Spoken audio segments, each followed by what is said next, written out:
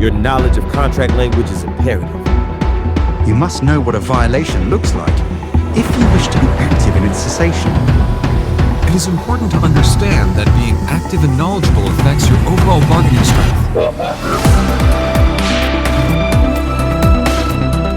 Together, we can forge a more militant NALC. Good morning and welcome back to Parcels of Knowledge, the podcast dedicated to delivering knowledge to the city letter carrier with your host, the Roseville Wrecking Ball, on grievance number 519 in the beautiful city of Roseville, Michigan. Believe it or not, but this is episode 50. I know the title says 44, but there are a number of recordings I did that I didn't believe was part of the main lineup, like, for example, the Kim Training miniseries and other things that are real short, but this is the 50th recording I posted since I started this podcast in May. How do you think I've been doing? I couldn't have done any of it without you guys. I'm glad that I have seen a large amount of people who have hungered the way I do for education. I have always came into everything wanting to know the whys and whats of what's going on. Reading contract language was always an avid hobby of mine. I'm glad to see that I'm not alone. I started getting into contract language. I came from a union family, and it wasn't as in-depth as a lot of these other union families. Like, they didn't really teach me about contracts. They didn't teach me about a lot of other stuff, especially because, some of it was more distant relatives. Like, for example, my grandpa's brother was a president for UAW, and, so I got into contract language as a musician because in my first band, I ended up starting it. I ended up getting kicked out because of the way I looked. They didn't like the way I looked. Well, I made all the music for the band, so I figured, hey, I'm not going to fall for that again. And I started writing contracts for live performances, and I would just record all the music myself in the albums, but for live performances, I would contract people out. So I started getting into contract language at an early age. That was in my teens. But, thank you for all the support you guys have given me.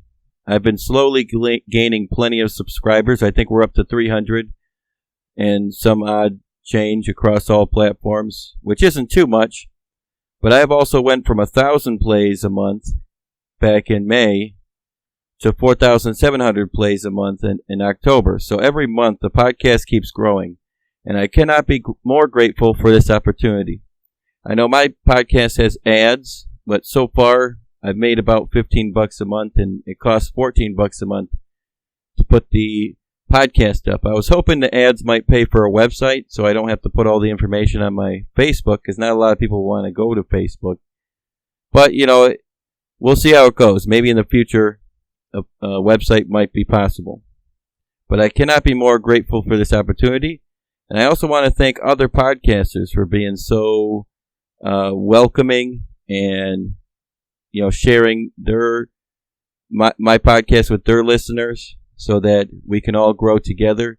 Of course, Corey Walton from Ada Arbitration, he's always been a great pal. He helped me with my first Step B appeal along with my branch president, but behind the scenes, Corey Walton was helping me with my start time change grievance, which was my first Step B appeal, which we won in pre-arbitration. Rick Rock's been very supportive. Alan Gigax, he's great too. He's been very supportive.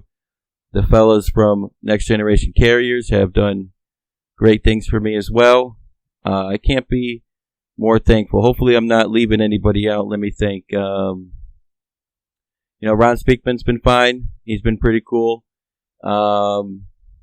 Richie Ray, of course, man, that guy, he's really awesome. I love Richie Ray. And, all the podcasters have been great to me, so I'm going to be great right back and continue the tradition of all of us being so welcoming. And that's why I tried to bring in Eric Charnaby from APWU, and I have a special treat for you on Friday. We'll be having a special guest. Of course, it's Eric Charnaby. I'm probably saying his last name right. I think he says it differently than me, but I can't remember how he says it. But he's from APWU You podcast, that's YOU, I mentioned it in yesterday's episode, we will be comparing and contrasting points of interest in the APW contracts and procedures with that of the NALCs. I think it'll be a fun thing for people who are like-minded as myself, as this is the type of thing I quite enjoy. It's always baffled me some practices of different craft unions of the Postal Service and their contrast with the way we do things. So it'll be a treat to get to know the union that was once our sister union and what they've done since we have broken up. Now today will be a short one, but I wanted to get a couple things off my chest because I had some carriers talking to me about some things. First, I want to indicate that those stewards who have won office with these recent waves of elections, you may be ready to chop it up and take care of business, but please, I implore you to do yourself a favor first. Make sure you are certified. If you are a new steward and you're listening to this podcast, that puts you in the likelihood of wanting to hand it to management. And I think that is pretty badass of you. Thanks for standing up. But I think that you should absolutely hold true to that notion. But first, you have to do yourself a favor and check with your president whether or not you've been certified. Just because you won the election doesn't mean you've been certified. So make sure that your branch president has sent a letter to management certifying you as the steward, because otherwise your prior certifications may be understood to be still in effect, which means that someone else may have been certified instead of you. Maybe your branch president wants you to go to training first before they certify you. You may have won the election. Maybe it was even by acclamation, which means you won without anybody going against you. But you need to be properly certified by the union in order to do the duties granted to you as a steward, such as working on cases and requesting information. They may actually let you fall into a trap. Management may let you start working on a case before you've been properly certified so that you may kill it without even knowing it. And they may let you do this thinking that it's fine all the way up to arbitration, where they will find it procedurally faulty. And likely, they'll be right. First, before you do a single thing, before you lift a single finger, communicate with your president about whether or not they've certified you. And then ask for a copy of that certification. That is a badge of pride. Carry it with you everywhere. Put it in every case file so that they cannot question who is or isn't certified. It's right there in writing. Some areas will question it every time, as long as there's no certification in the case file, and sometimes they'll even question that somehow, because they're idiots, but they'll do anything to get out of actually being accountable for anything. So make sure to put it into every case file, but don't move a single finger without first checking to see if you're certified or not, because you could ruin a really good case. Second, I want to get into undertime. Since across the country, management is shifting into the shitty idea that our routes are under 8 hours, we are having to fight practices that shouldn't be in place. One such practice that I have been answering questions about is reporting to management about undertime. The specific question being, my supervisor told us that we're required to notify management in the morning if I was going to have undertime. Is this correct? The answer is no. That is not correct at all. There is no contractual support for the supervisor's stated position, which is outside management's scope of authority. Specific letter carrier reporting requirements are found in M41 Handbook, City Carrier Duties and Responsibilities, Section 131.4. These state that it is your responsibility to verbally inform management when you are of the opinion that you will be unable to case all mail distributed to the route, perform other required duties, and leave on schedule, or when you will be unable to complete delivery of all mail. 131.41. And inform management of this well in advance of the scheduled leaving time and not later than immediately following the final receipt of mail. Management will instruct you what to do. 131.42. Note that this language specifically requires letter carriers to notify management only when the carrier believes that they have more than 8 hours of work, not less. Moreover, the contrived term undertime is not even a legitimate English word. So what does it even mean? Although management can assign additional work, up to 8 total hours of work, where a letter carrier actually has less than 8 hours of work on their assignment, the determination of this alleged situation is solely management's responsibility, not that of a letter carrier.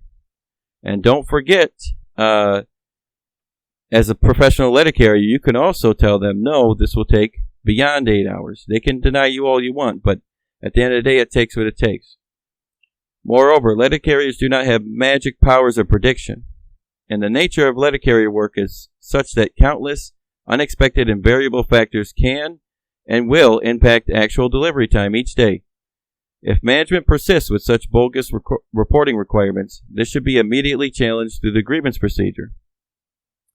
And like I have said before, if you're doing everything in the handbooks and manuals, everything that they expect of you, something we have drifted away from this craft, then your route will likely be always over 8 hours. We got to get back to being professionals. We got to do everything in handbooks and manuals, because likely this is what's going to save our jobs as part of our routes being 8 hours or more. I implore you, go back to episode 1 if you're having a hard time making 8 hours. If you do everything in that checklist in episode 1 and you're still under 8 hours, you may technically have an underburdened route, so expect to be added to. But the chances of that are astronomically low. Either way, keep this in mind. The moment you start doing management a favor by cutting corners so that you can carry a pivot for them, they will have you trapped. Once you give them an inch, they will take a mile. Every time you now say that it's unachievable, they will expect it from you anyway. And if you say no a few times, they will start picking on you and writing you up for any little thing to intimidate you to fall back in line. They chose you because you are an easy target to them. I've seen this time and time and time and time again. They must have some sort of expectations of them. Maybe they need to get the work hours down to a certain point, so they have maybe 10 people that they got to intimidate to do so. And you just happen to be on the list of people who are intimidatable. They avoid people like me because I don't let their silly ideas in even once, because I know the repercussions of that action. So they will try their best to intimidate you and those that are on their list of people they know they can take advantage of. If you are in that trap, please do your best to tread through the intimidation, because you will come out the other end as one that they know they cannot intimidate. You might have to be written up a few times. Just work with your steward. Write grievances. Make statements. Keep good records. Make sure that they don't get the best of you. Don't be caught doing anything you shouldn't be doing, because as someone who's being picked on, you're going to have to take a special concern about whether or not you're doing everything by the book. But as long as you are, they really can't do shit to you. I've seen this many times as of recently. I even have a few carriers stuck in this process right now. Just remember, the push out of that trap is worth the journey. And if you didn't fall into that gimmick yet, do not let them in even once, so this doesn't happen to you to begin with. Now, don't forget to email me questions for Executive Vice President Contender Corey Walton, of which we will ask him any and all questions given to me. You'll have until November 30th to submit questions, and I would prefer you send them to rosevillewreckingball@yahoo.com. If you send them to my Facebook or text message, I might get them. I'm going to try and email them to myself so I can put them in a special folder for when the time comes. If I don't get to you, that might be the reason, so you got to email them to me, rosevillewreckingball@yahoo.com. Hopefully you have learned something valuable today, and as always, have a good day. Shout out to the Roseville Wrecking Ball. He is an Article 8 scholar, and thank God.